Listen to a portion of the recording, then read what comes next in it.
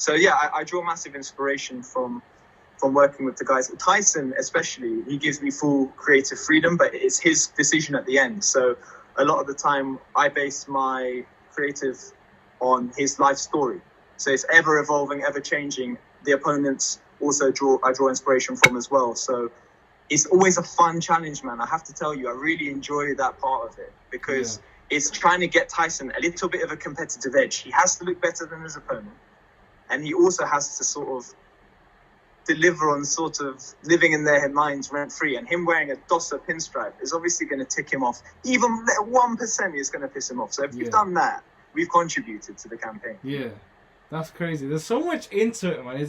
I could be talking about this for days, because there's just so much into it, like you just mentioned yourself. So give us a little explanation of all the pieces backdrop in the backdrop. I wanna have a look through them. You got quite a few pieces there. Yeah, 100%. So one of the pieces that we designed for the last campaign was this particular piece here. In and amongst the shirt, you'll see it has like a watercolor image of Tyson holding the belts, but within the same shirt there is also Tyson on one knee getting up from a knockdown. So it's almost a boxing journey of Tyson's highs and lows, you see. So like this is ultimately where we want to be holding the belts, but also it shows adversity within the pattern as well. But it, again, fun, colorful, very, very vibrant, and it's very much a Tyson. I think that's my favorite. I've seen him wear that before. That's one of my favorites for sure. Tyson standing next to Klitschko. Klitschko is holding all the belts like this, and he's got a blue, electric blue suit on, and they're in the Dusseldorf Stadium. And Tyson's standing beside him wearing a Slazenger, I think, polo top. And there's just this contrast between Klitschko looking very presidential and Tyson not being, almost being outdone by Klitschko's sort of sharpness. Yeah. And when I looked at that picture, I just thought to myself, this is honestly a blank canvas, because I have to pick something where he has to one-up Klitschko on the next occasion. So I went for this sort of 1920s grey and aubergine sort of pinstripe Al Capone style suit, which I took with me to Morecambe. I drove down for 5 hours on 24 hours notice.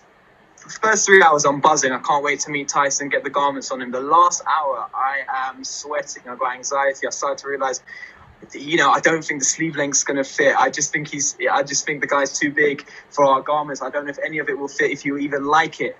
So when I arrived, Paris invited me in.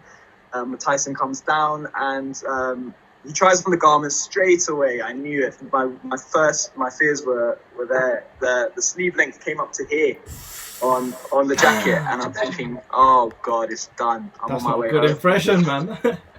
He looks at it and he goes, you know what? This is a bit of me.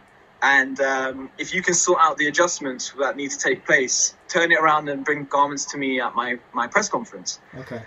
So I'm buzzing, man. I've never been to a boxing press conference. I've gone into the tailor as soon as I could, drove back, big smile on my face, wanted to get everything sorted out in time.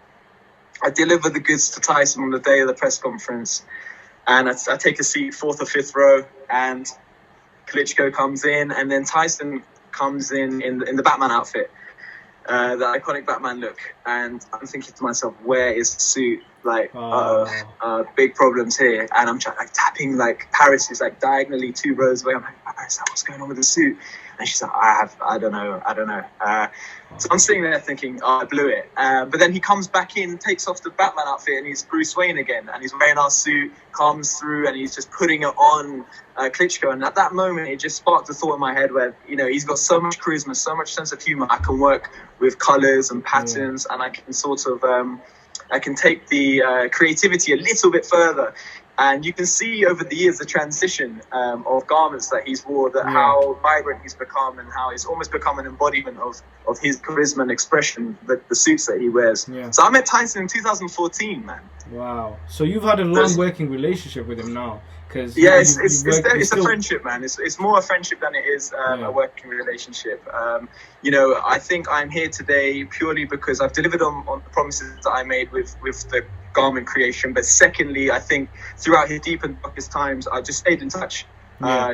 I just hung in there, sending texts to make sure he was all right, and that no matter what size he was, we had a suit waiting for him. Yeah. And as soon as he went back into the gym, when he linked up with Ben, he hit me on the phone and was like, "Give me a couple months, I'm ready to come grab that suit." And we've been working together closely ever since, culminating in some of these crazy, wacky designs that you've seen over the years. That's awesome. Yeah, so obviously we were just talking about the relationship between you and Tyson, and Tyson's relationship with the whole company. What I want to ask you then, because I didn't know you worked with him for that long, since 2014. It's a crazy time, and really it was it was a maddest period of his life, pretty much, because the ups and downs that man went through, even as a fan, to see him at the lowest of lows, it was hard. But for you, as not just someone working close with him, but as well as a friend as well, it must have been like super difficult to see someone go through that, because, mate, let's be honest, that was just terrible. The period of his life that he went through after winning the world title. Yeah, it was a deep, dark place for him. I mean, from what I could see and from the messages we were exchanging, is that, like, it was tough to see not only him not get the love and recognition that he deserved for doing the unthinkable. You know, overnight he went everything against the odds. He defeated Klitschko in Germany, basically in his own back garden. And when he came back, he didn't get like the love and the fanfare that he actually deserved. Yeah. And he just went on a bit of a self-destructive path, as you do in life. Listen, we've all been in deep and dark places, but just to see the measure of the man return from the size that he was, It was crazy. And also the mental state that he was in. Yeah. He lost love for sport. That's why he was doing what he was doing.